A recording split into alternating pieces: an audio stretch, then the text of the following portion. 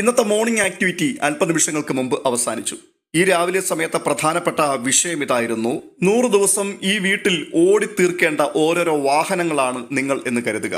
നിങ്ങളുടെ ഒപ്പം ഒരു കൂട്ടം വാഹനങ്ങൾ ഓടിക്കൊണ്ടേയിരിക്കുകയാണ്. മുൻപോട്ട് പോകുന്ന വഴിയിൽ ട്രാഫിക് സിഗ്നലുകളുണ്ട്. റെഡ് സിഗ്നലുണ്ട്, യെല്ലോ സിഗ്നലുണ്ട്, ഗ്രീൻ സിഗ്നലുണ്ട്. അപ്പോൾ നിങ്ങൾ ഏത് സിഗ്നലിന്റെ മുൻപിലാണ് ഇപ്പോഴായിരിക്കുന്നത്? റെഡിലാണോ നിങ്ങൾ നിൽക്കുന്നത്, അതോ യെല്ലോ ആണോ, ഗ്രീൻ ആണോ? അതിനെക്കുറിച്ചുള്ള വിലയിരുത്തലുകൾ നടന്നുകൊണ്ടിരുന്നപ്പോൾ വലിയൊരു കൂട്ടം ആൾക്കാർ പറഞ്ഞത് അൻസിബയുടെ പേരായിരുന്നു. അൻസിബയുടെ പേര് പറഞ്ഞപ്പോൾ അവർ പറഞ്ഞത് റെഡ് സിഗ്നലിന്റെ മുൻപിലാണ് നിൽക്കുന്നത്, മുൻപോട്ട് നീങ്ങുവാൻ പറ്റാത്ത അവസ്ഥയിൽ അൻസിബ ഇപ്പോൾ ആയിരിക്കുകയാണ്. മുൻപോട്ട് നീങ്ങാൻ പറ്റാത്ത അവസ്ഥയെന്നല്ല, മുൻപോട്ട് പോകണ്ട എന്നുള്ള അവസ്ഥയിൽ മനഃപൂർവ്വം വണ്ടി കൊണ്ടുവന്ന് റെഡ് സിഗ്നലിൽ നിർത്തിയിട്ടിരിക്കുകയാണ്. ഇനി മുമ്പോട്ട് പോകണ്ട. പല ആൾക്കാരും പലരെയും കുറിച്ച് ഈ റെഡ് സിഗ്നലിനെ കുറിച്ച് പറഞ്ഞിരുന്നു. അവരൊക്കെ പറഞ്ഞ പ്രധാനപ്പെട്ട ഒരു വിഷയം വണ്ടിയുടെ എൻജിൻ കംപ്ലൈന്റ് ആയിട്ടുണ്ട്, ഒരുപക്ഷെ പെട്രോൾ തീർന്നിട്ടുണ്ട്, ഇനി മുമ്പോട്ട് പോകാനുള്ള സാധനം കയ്യിലില്ലാത്തത് കൊണ്ട് അവരൊക്കെ ഇപ്പോൾ റെഡ് സിഗ്നലിൽ തട്ടിത്തടഞ്ഞ് അങ്ങനെ കിടക്കുകയാണ്.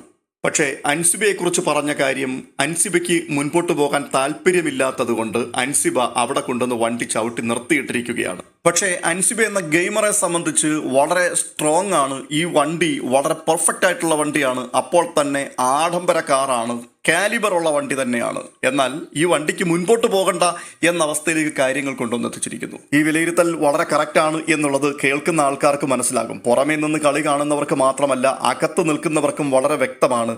അൻസിബയ്ക്ക് അവിടെ ഇനിയിപ്പോൾ ഗെയിം കളിക്കുവാൻ താല്പര്യമില്ല. അൻസിബ എല്ലാ ആഴ്ചയിലും നോമിനേഷനിലേക്ക് വരുന്നുണ്ടെങ്കിൽ പോലും അൻസിബയെ ഇഷ്ടപ്പെടുന്ന ഒരു വലിയ കൂട്ടം ആൾക്കാരുണ്ട്. അവർ അൻസിബയെ അവിടെ വോട്ട് ചെയ്ത് നിർത്തുകയാണ്. പക്ഷേ അൻസിബയ്ക്ക് അതിനോട് ഒട്ടും തന്നെ താല്പര്യമില്ല.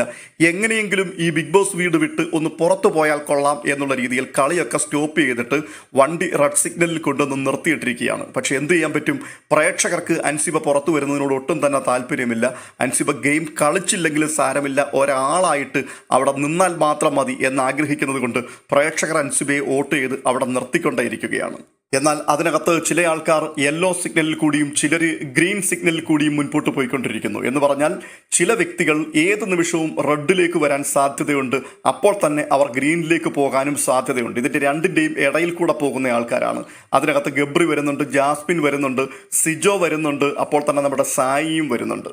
പിന്നെ ഗ്രീൻ സിഗ്നൽ പിടിച്ച് മുൻപോട്ട് പോയിക്കൊണ്ടിരിക്കുന്ന ആളുകൾ, അവരൊക്കെ അത് ഫേവറിസത്തിന്റെ ഭാഗമായിട്ടുള്ള സംസാരമായിട്ടാണ് എനിക്ക് തോന്നിയത്. ഓരോരുത്തരും അവരവർക്ക് കൂടുതൽ ഇഷ്ടമുള്ള ചെങ്ങാത്തമുള്ള ആൾക്കാരെ കുറിച്ച് പറഞ്ഞു. കറക്റ്റ് വേയിൽ കൂടിയാണ് പോയിക്കൊണ്ടിരിക്കുന്നത്, ഗ്രീൻ സിഗ്നൽ കൂടിയാണ് പോയിക്കൊണ്ടിരിക്കുന്നത്. ഇതിനകത്ത് അർജുന്റെ പേര് ശ്രീതു എടുത്തു പറയുകയാണ്. പക്ക പോക്കാണ്, നല്ല ഒന്നാന്തരം ഗെയിമാണ് കളിച്ചുകൊണ്ടിരിക്കുന്നത്. കറക്റ്റ് ഗ്രീൻ സിഗ്നൽ കൂടിയാണ്. ഇവിടെ 100 ദിവസം നിൽക്കും, കപ്പടിക്കും എന്നുള്ള രീതിയിൽ തന്നെയാണ് ശ്രീതു അർജുനെ കുറിച്ച് പറഞ്ഞത്. ഇതുപോലെ തന്നെ അവരവരുടെ ചങ്ങാതികളെ കുറിച്ചൊക്കെ പല ആൾക്കാരും, അതെ, അമ്പെ പരാജയപ്പെട്ടു നിൽക്കുന്ന പല ആൾക്കാരും ഗ്രീൻ സിഗ്നലിൽ കൂടിയാണ് പോകുന്നത് എന്ന് പറഞ്ഞ് സുഖിപ്പിച്ച ആൾക്കാരും അതിനകത്തുണ്ടായിരുന്നു. എങ്കിലും ഭൂരിപക്ഷം ആൾക്കാരുടെ വിലയിരുത്തലിൽ റെഡ് സിഗ്നലിൽ തന്നെയാണ് അൻസിബ ആയിരിക്കുന്നത്. അൻസിബ ഇതെല്ലാം കേട്ടിട്ട് കൈയടിച്ച് അങ്ങനെ ചിരിക്കുകയാണ്. പ്രത്യേകിച്ച് അഭിപ്രായങ്ങളൊന്നും അൻസിബയ്ക്കില്ല. അതായത് ഞാൻ റെഡ് സിഗ്നലിൽ തന്നെയാണ്, എനിക്കിതിനകത്തു നിന്ന് പുറത്തു പോയാൽ മതി, ഈ രീതിയിൽ തന്നെയാണ് അൻസിബ നിൽക്കുന്നത്.